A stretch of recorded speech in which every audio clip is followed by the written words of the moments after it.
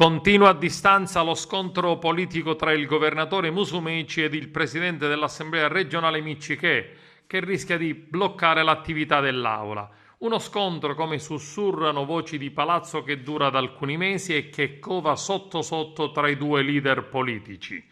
I due infatti alla base hanno avuto un diverbio a distanza durante il voto della finanziaria, con il governatore che ha abbandonato l'Aula proprio dopo aver augurato le manette al deputato Sammartino e Miccichè, che ha criticato sia le parole del governatore sia la scelta di abbandonare l'Aula da parte del presidente della regione. Un rapporto sempre più complicato tra Miccichè, che voleva un mega rimpasto, e Musumeci lo ha negato. Sui dirigenti generali Forza Italia vorrebbe sostituire quasi tutti e il governatore invece prende tempo. Rapporti tesissimi che rischiano di bloccare il lavoro delle commissioni e di paralizzare il lavoro dell'Assemblea regionale.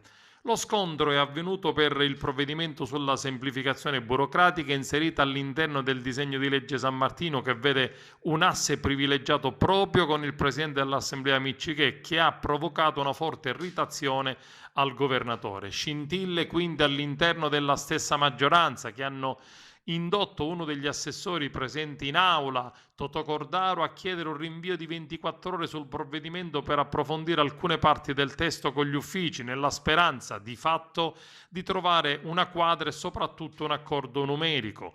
Una richiesta che ha colto di sorpresa il presidente dell'Assemblea Gianfranco Miccichè. Se si chiede un rinvio in commissione del testo, devo far votare l'Aula, ma vorrei capire le reali intenzioni del governo, fermo restando che per me non c'è problema a concedere 24 ore per un approfondimento, ma il testo comunque rimane questo. Molti parlamentari intervenuti hanno ricordato che il testo parlamentare è stato oggetto di un lungo confronto anche col governo e soprattutto in commissioni affari istituzionali.